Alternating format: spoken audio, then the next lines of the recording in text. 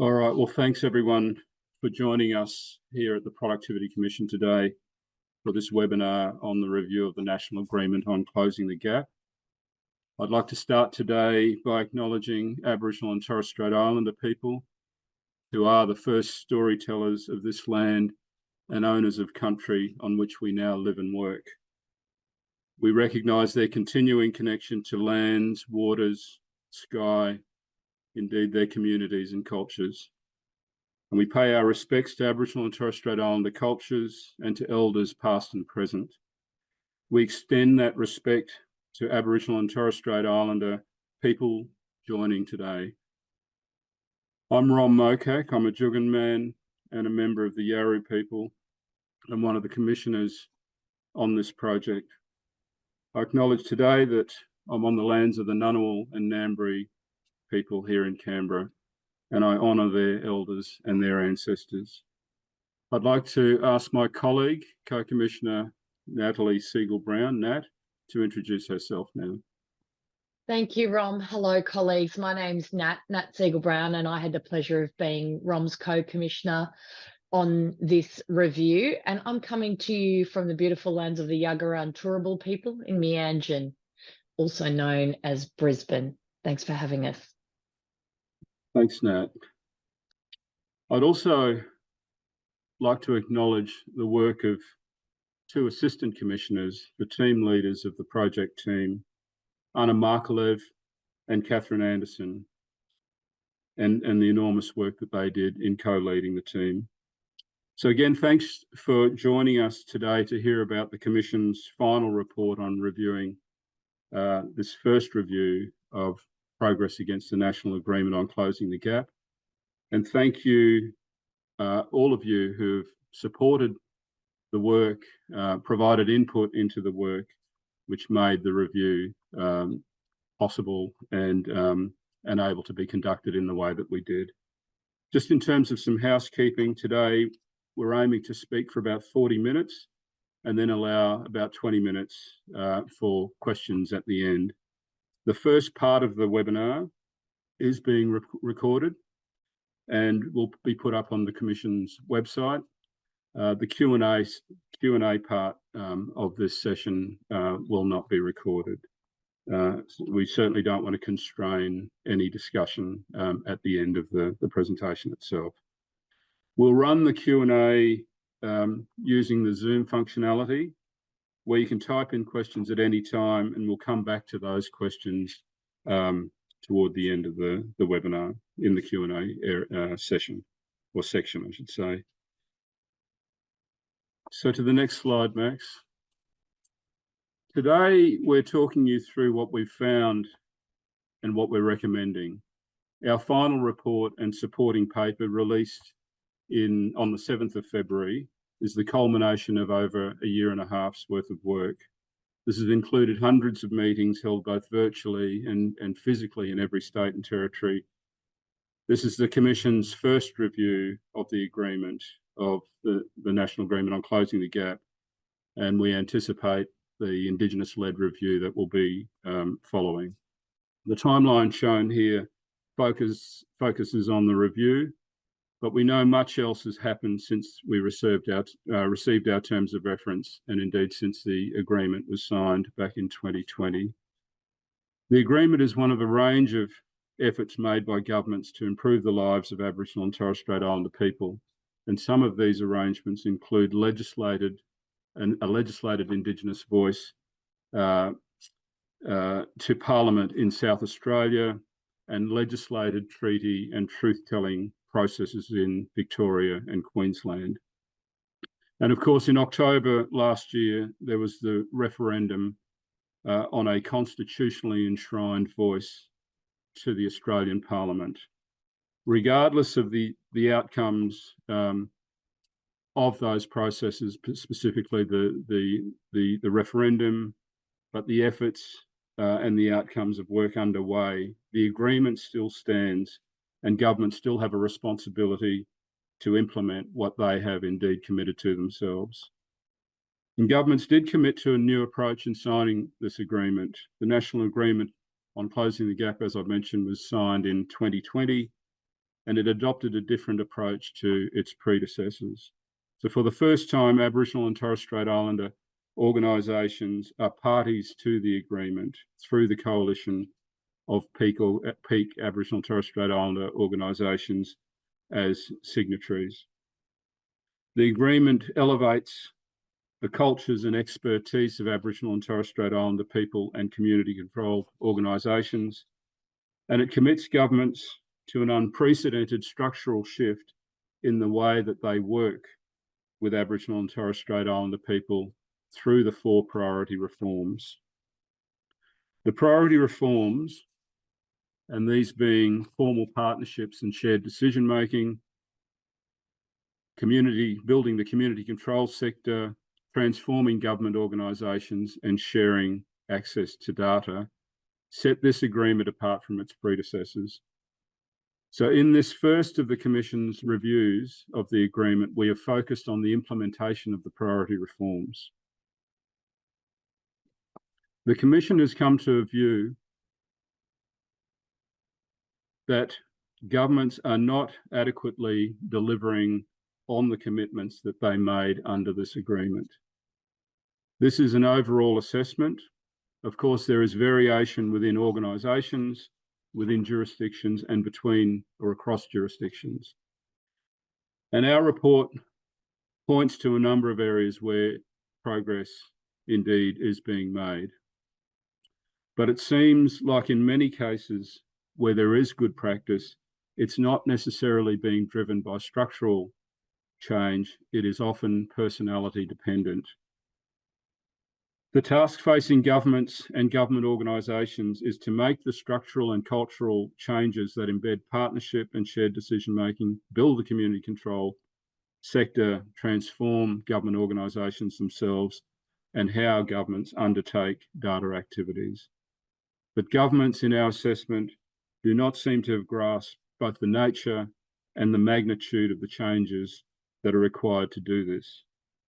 And this finding won't necessarily be news for anyone who read our draft report, so we won't actually focus much further on the assessment. The focus of today's presentation is to talk through what we are recommending needs to be done to drive change.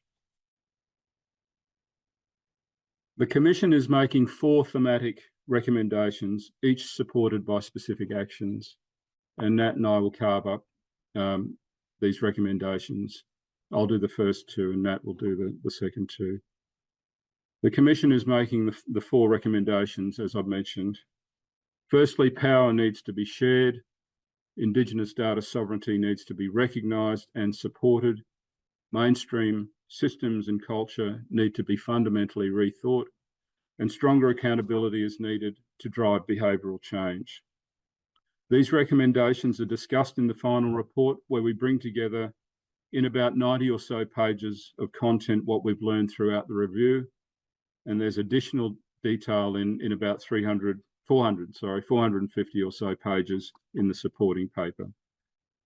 Our recommendations, I should emphasise, are not new priority reforms. The guiding principle of our thinking has been advancing the implementation of the priority reforms and the objectives of the agreement. We acknowledge that none of the actions that comprise the 4 recommendations can, on its own, shift the trajectory of progress, but together as a package, we believe they will drive the necessary changes in government's efforts to implement the agreement. As with the priority reforms themselves, our recommendations are intertwined and mutually reinforcing. This is the message really that the Commission wants to convey from this review. To make progress towards closing the gap, governments need to share power. Recognising the right of Aboriginal and Torres Strait Islander people to have control over the decisions that affect their lives is central to self-determination. The agreement's priority reforms contain many principles of self-determination, but governments are not consistently acting in line with principles of self-determination. In practice, this means governments are holding onto control over decisions and over the lives of Aboriginal and Torres Strait Islander people. We're handing over control to enable sharing power would improve outcomes. And it's important to remember that Australia is a signatory to the United Nations Declaration on the Rights of Indigenous Peoples, which recognises the right to self-determination. It would be appropriate for the agreement to explicitly recognise self-determination as an aim of Priority Reform 1, and related to this, that it be made clear that Priority Reform 1's scope is broader than the policy and place-based partnerships that the agreement currently focuses on as a vehicle for change. Governments still often do not recognise that Aboriginal community-controlled organisations have the knowledges, expertise, and connection to community that is needed for designing and delivering high-quality services for Aboriginal and Torres Strait Islander people. The Commission is recommending some specific actions to address this, including reviewing and potentially updating contracting or commissioning rules. This will be discussed a bit later. Embedding requirements in relation to cultural capability and relationships with ACOs in public sector employment conditions or requirements, and adequately resourcing Aboriginal and Torres Strait Islander organisations. An aspect of adequately resourcing is all aspects of the implementation of the agreement itself. Public servants fulfil a crucial role engaging with Aboriginal and Torres Strait Islander people in the design and delivery of programs, policies and programs. And they then have to ensure that ministers are briefed on those engagements so that decision-making can be informed by Aboriginal and Torres Strait Islander perspectives. But in fulfilling that role, public servants have to interpret and filter what they hear, which means making decisions about what is and what is not relevant. That's inevitably done through whatever lens they may bring. And that comes with risks for miscommunication and poor decision-making. To address this, we're recommending that ministers meet regularly with Aboriginal and Torres Strait Islander peak bodies without departmental officials present to inform ministers directly or to inform ministers' decision-making. This is already happening in some places, and that is welcome. It should be happening in every jurisdiction, in our view. The Commission is not here to say exactly how much money and time is needed to deliver on the agreement. And of course, we only have a partial picture of resourcing, with some jurisdictions having not completed the expenditure reviews committed to being completed in 2022, and some having been completed but not published. But it seems clear that what's allocated to date is inadequate. We've heard from Aboriginal and Torres Strait Islander people and organisations and people working within government that existing resources are inadequate to do what is needed. ACOs in particular find themselves in the position of being called on to provide input on policy or service delivery and having to make the decision between providing that input or in fact providing essential services. The lesson here is not that governments are engaging enough or in the right way, it is that resourcing to date is not sufficient to the task. Resourcing means dollars, but it also means time. Particularly for government, this means taking time to build the foundations for effective and trusting relationships with Aboriginal and Torres Strait Islander partners and respecting the time that it takes for partners to engage with their communities. Reading government's first implementation plans read a lot like a laundry list of things happening in relation to Aboriginal and Torres Strait Islander policy. Lots of existing actions, not clear how those listed actions were going to improve outcomes. And speaking with Aboriginal and Torres Strait Islander people, it was clear they were, for the most part, not developed in partnership. Subsequent implementation plans were a bit better, but there's still a lot of room for significant improvement. It's crucial that government treat these plans as strategic documents developed in close collaboration with Aboriginal and Torres Strait Islander people. Together, they need to develop a theory of change or a program logic that demonstrates how agreed strategies and actions will lead to the change that governments have committed to. Now that covers off on the actions we're recommending in relation to sharing power. We can now move on to recommendation 2, Indigenous data sovereignty needs to be recognised and supported. So to recommendation 2. Indigenous data sovereignty and Indigenous data governance are not named in the agreement, though there is some overlap between the concepts in Priority Reform 4. These two concepts came up repeatedly in our engagements. So in our draft report, we posed a number of questions around what was the substantive differences between Indigenous data sovereignty and what's in the agreement already, and what governments would have to do differently with a commitment to Indigenous data sovereignty. We also held a roundtable on Indigenous data sovereignty where we spoke to Aboriginal and Torres Strait Islander people about these concepts in the context of the agreement and its implementation. The Commission has come to the view that a commitment to Indigenous data sovereignty should be a part of the agreement. The Commission has heard very clearly from Aboriginal and Torres Strait Islander people that they see Priority Reform 4 as being about Indigenous data sovereignty. But that is not on its own why we're recommending this change, and I should emphasise that. Support for Indigenous data sovereignty has the potential to facilitate more genuine partnerships by reducing the information imbalances between governments and Aboriginal and Torres Strait Islander people. It could also help disrupt the dominance of deficit data and deficit narratives or negative narratives.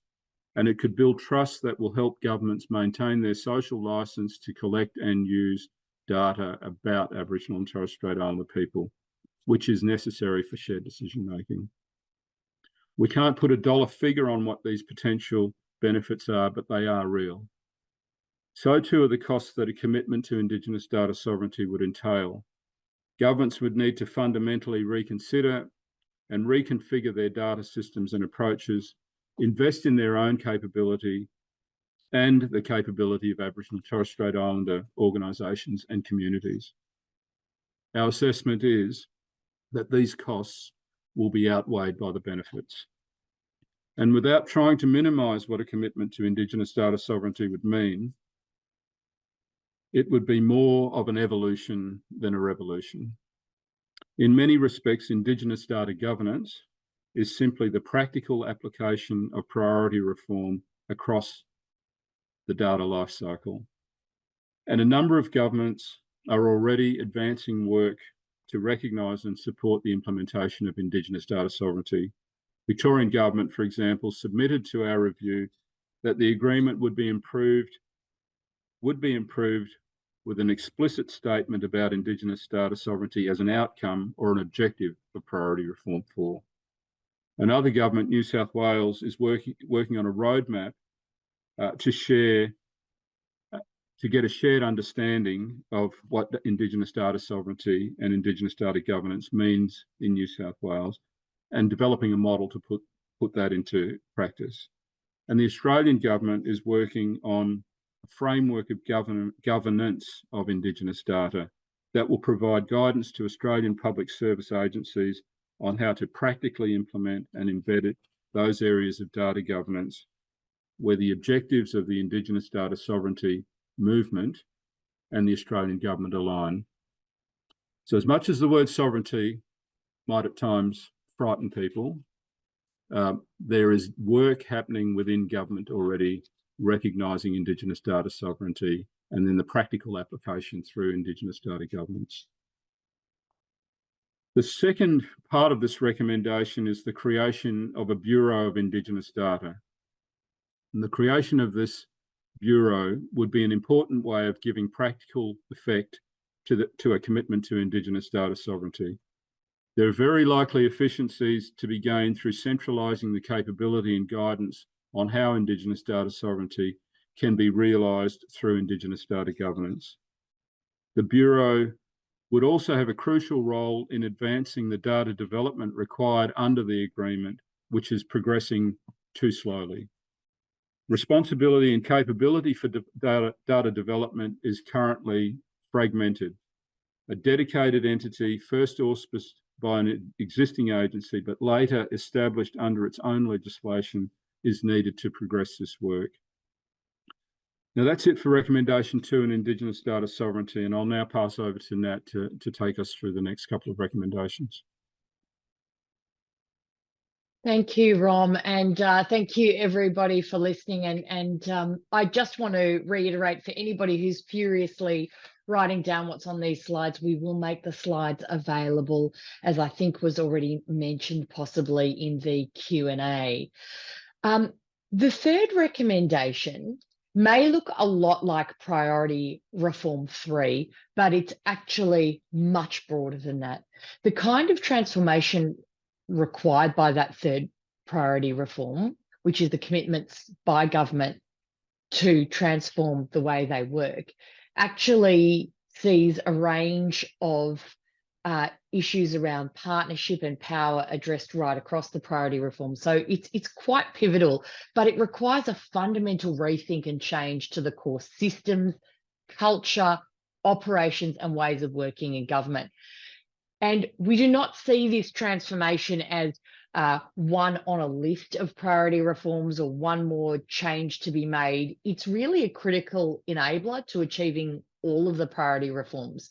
Without that change, the objective of the agreement, which is overcoming entrenched inequality, that's simply not going to be achieved. It requires a change in the way governments and public service systems work.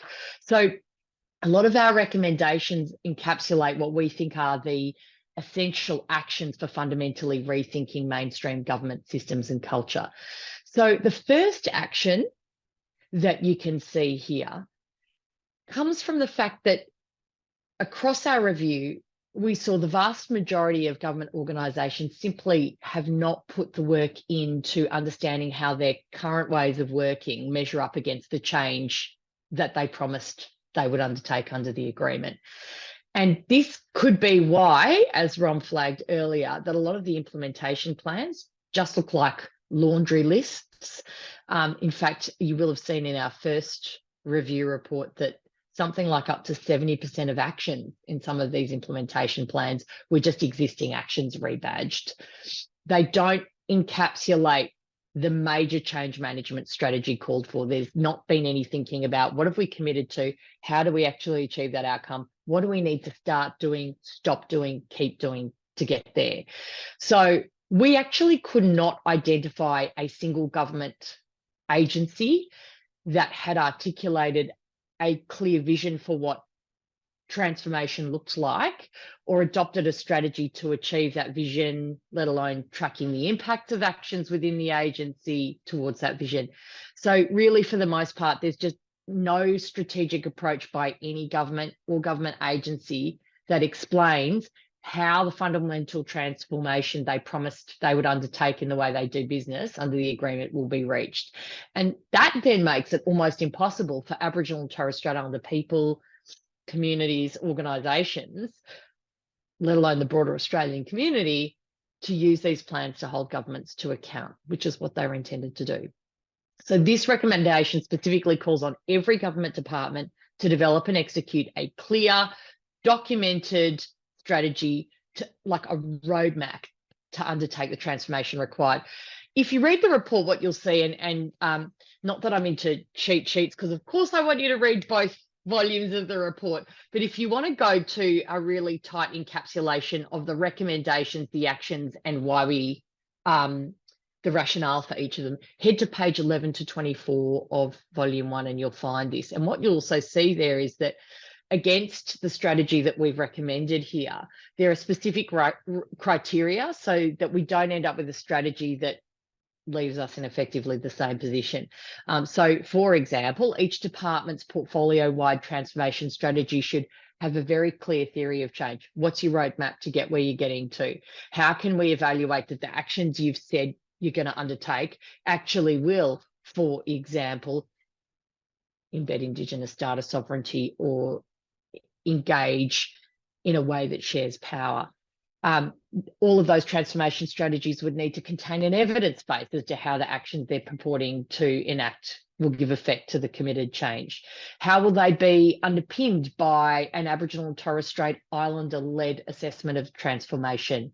And that includes how Aboriginal and Torres Strait Islander voices and perspectives have been used in assessing racism within the agency and its service delivery and unconscious bias. So in the report, we talk a lot about that Aboriginal and Torres Strait Islander-led assessment, but a key feature is addressing unconscious bias. We actually, despite the fact that Priority Reform 3 sees government signing up to identifying and eliminating racism and unconscious bias, we could not find a single government agency that had engaged in any whole-scale examination of unconscious bias or racism with a plan to address the results.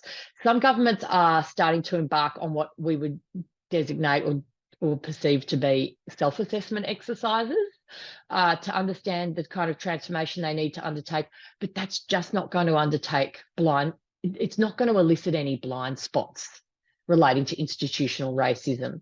So we've got to remember we're seeking institutional, structural, cultural change. That's what governments have promised here. And these sorts of things are vital to achieving that. In particular, external Aboriginal and Torres Strait Islander perspectives will be vital to implementing that recommendation. The second action really requires that governments treat ACOs quite differently. So transformation is not just about the plan you make for yourself, but it's also about how you learn from Aboriginal and Torres Strait Islander communities and organisations. And we see governments not actually using the opportunity to learn from ACOs and really rather treating ACOs as passive funding recipients, almost as if they should be grateful for the funding they receive, as opposed to being experts in their own communities and the repository of knowledge on solutions. Effectively, equality at the negotiating table, where government would see ACOs as an indispensable partner to business, which carries a great weight of expertise that government simply does not have.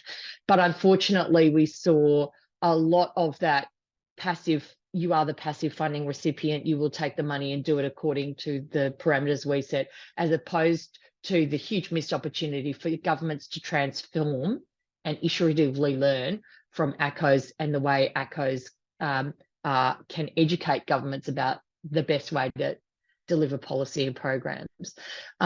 It's also clear that there's significant inertia in government commissioning processes, and that there's a lot of the practices around commissioning ACOs that were in place before this agreement are still in place in most areas of government. And a lot of the time we saw ACOs in that position of being treated as if they were just lucky to get the money they got, as opposed to being that source of expertise. We did hear instances where motivated public servants found ways to engage with Aboriginal and Torres Strait Islander people in program design and delivery and development. And that resulted in some incredible outcomes. But in those instances, the system didn't facilitate them getting that done. We saw a lot of instances where public service servants had to kind of fight against the system to reach that, when in fact what governments have signed up to is creating a system that facilitates that. There's still a lot of uncertainty about whether it's rules or rules of thumbs that are the barriers to commissioning the ways, barriers to the ways in which ACOs can be commissioned to fully value their knowledge and expertise. So this is why we're recommending that central agencies review and update commissioning and contracting rules, so that the funders themselves within each agency are accountable for their delivery of the priority reforms. And that should include ensuring that community commissioning processes recognise that community control is an act of self-determination, and that ACOs are essential partners that bring knowledge and expertise to the table, knowledge and expertise that government simply doesn't have. And we also set out a raft of actions that require governments to work in a way that further strengthens the ACO sector. The third action relates to obviously cabinet decision-making processes, and most of you will know that cabinet decision-making represents whole of government decision-making at the highest level, and it therefore forms a really key component of the system for change. It also influences public servant behaviour in progressing decisions, operationalising decisions. Public servants won't put a decision up to cabinet unless they know it's going to get approved by cabinet, or at least meet as much of the criteria as it possibly can. In our draft report, we recommended reviewing and updating cabinet and budget processes to embed the priority reforms. After the draft report, we heard really strong support for that recommendation. And we know that a number of jurisdictions are already doing this or pursuing that sort of approach. We're recommending that all governments enforce requirements for cabinet budget and cabinet budget submissions to demonstrate the impact of the policy proposal on Aboriginal and Torres Strait Islander people. And I know that's been in place in some jurisdictions for a while, but additionally, on top of that, it would need to demonstrate how the policy proposal meets the priority reforms and how it's been developed in accordance with the priority reforms. We know that even if Cabinet has access to that information, it doesn't guarantee that government decisions will align with the agreement, or that they won't have disproportionately negative effects upon Aboriginal and Torres Strait Islander people. But putting that information in front of decision makers is still one of the prerequisites for change. So there are a couple more actions under this recommendation. This one about senior leadership group is an important one. We know in some jurisdictions there is no senior leader, there is no senior leadership group tasked with driving the priority reforms or embedding them in systems and culture throughout the public sector. And then in other jurisdictions, there's multiple people and multiple organisations and groups that have been given that task. And that second idea, where multiple people are involved, in theory sounds really great, sounds like a positive step on the face of it. But there's a really real risk that if everybody's responsible, nobody's responsible for driving whole of government change and system-wide change. And that means that no one's responsible then for lack of progress. There's no accountability point. So we've recommended designating a senior leader or leadership group to fill that vacuum. And after the draft report, we sought people's views on what person or group should specifically fill that role. And as you can see here, based on that analysis, we've recommended the Secretary's Board or equivalent. We did consider alternatives like jurisdictions, respective public service commissioners, but we came to the view that those entities didn't lend themselves to that task. But critically, we've got some criteria around how that senior leadership group needs to embed change. Importantly, that it needs to meet with Aboriginal and Torres Strait Islander peak bodies at least twice a year and embed Aboriginal and Torres Strait Islander perspectives in that work. The last action here is really critical, because public service agencies are not entities that operate without the behaviour and attitudes of the individuals within them. The individuals themselves are the critical component for the attitude and the approach to work. So we know that to transform government agencies, there has to be entrenched mechanisms that change the behaviours of individuals.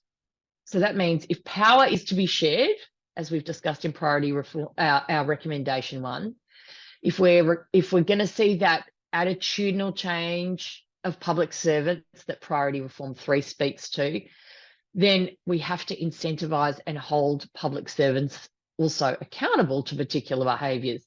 And we know that standards of performance and behaviour provide one mechanism for changing incentives and motivations of public sector CEOs and employees. This is why we're recommending embedding responsibility for capability and relationships with Aboriginal and Torres Strait Islander people in the specific employment requirements of individual public servants throughout the public sector. So specifically, we're recommending that the employment requirements of every single public servant requires them to continually demonstrate, not just one-off at recruitment, ongoing, demonstrate how they've sought to improve their cultural capability, understand Aboriginal Torres Strait Islander history and context, and truth-telling comes into that. How they've acted to eliminate institutional racism, what they've done to continuously develop relationships with Aboriginal and Torres Strait Islander people and support the principles outlined in the National Agreement. So we then believe like those requirements, they need to flow through into performance agreements and KPIs of all employees, with the strongest requirements put on the CEOs and executives. And some of you might be aware this is already underway in New Zealand, and Queensland has legislated it, and we'll be interested to see how that rolls out in practice, not just theory. So recommendation 4 is about accountability. And accountability is absolutely key, because when we dig beneath the lack of progress, we found many of the obstacles to change lie in a weakness or complete absence of accountability. And this is because of a few things. One is that the priority reforms need to progress together. There's not one that's more important than the other. They are all important, and you can't pick and choose them. And at the moment, there's absolutely no consequence for failing to progress them together. The priority reforms are designed to each support each other. So a lack of accountability means that governments or government agencies can just break off the pieces that are the low-hanging fruit at the expense of the really hard stuff to make change. And something I know people have heard me say over and over again is that none of this is a low-hanging fruit task. This is actually seismic change.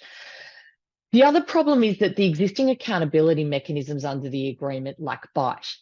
There is no independent oversight. There are no timely and appropriate consequences for failure to meet obligations under the agreement. The accountability mechanisms obscure the responsibility of each party, and there's no ongoing learning evaluations.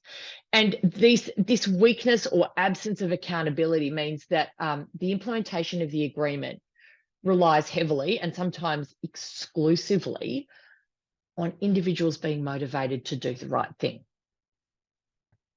So the first action talks about the independent mechanism. This is the most important accountability mechanism that was written into the agreement. And notwithstanding the ACT's intention to use the Aboriginal and Torres Strait Islander elected body as its independent mechanism, or the work to develop all the work across the country is behind. No one has set up the independent mechanism 3 and a bit odd years after the agreement was signed. New South Wales does appear to be the most advanced, but we're still not there yet.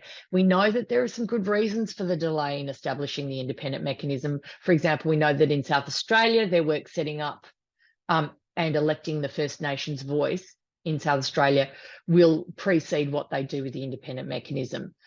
But the fact is, without that independent mechanism, there are really urgent major consequences for the achievement of the agreement's commitments. In the report, and again, if you want your quick reference guide, you can head to those pages I mentioned, pages 11 to 24 of Volume 1, where we outline some of the key features the independent mechanism needs to be effective, and you'll certainly find those in Volume 2. So just bear in mind, Volume 1 is almost like our overall summary report, albeit over 90 pages is the summary. Volume 2 is the deep dive report, where we really go into great examination and detail about each of the priority reforms. And we also look at 3 key socioeconomic outcome areas, so 3 of the targets under the agreement, and we examine how governments have actually performed against the priority reforms with respect to each of those socioeconomic outcome areas. So that's family violence, youth detention, and child protection. So that's where we really look at how governments have undertaken the change in behaviour that they committed to with respect to those 3 particular areas. So if you want to have a look at that, I'd encourage you to have a look at Volume 2. So going back to some of the key features of the mechanism, the independent mechanism, there's a detailed list there in the report, and you'll of course find those in relation in the chapter about accountability. But just to give you a taster, some of the things we've said must be a key feature of an independent mechanism to hold governments accountable under the agreement is that it must be governed and led by Aboriginal and Torres Strait Islander people, chosen with input from Aboriginal and Torres Strait Islander people and communities. It has to be legislated to guarantee its ongoing existence and the power behind its functions. It must be able to require governments to provide information, to mandate that. So, in other words, it would almost have powers akin to an Auditor General. It has to be able to intervene in real time to support Aboriginal and Torres Strait Islander organisations that have concerns about the way governments are behaving contra to the agreement. It can't just wait for a self-reported annual report at the end of the year. And one of the other aspects we say is that it can't engage in its own program delivery or administer funding, because that way it would potentially be put in a position where it has to pass judgment on its own actions. The second action that you can see here, it looks like a very simple one, but quick bit of rationale there. We know that the changes needed to improve outcomes for Aboriginal and Torres Strait Islander people cannot be siloed into Aboriginal and Torres Strait Islander policy or portfolios or departments.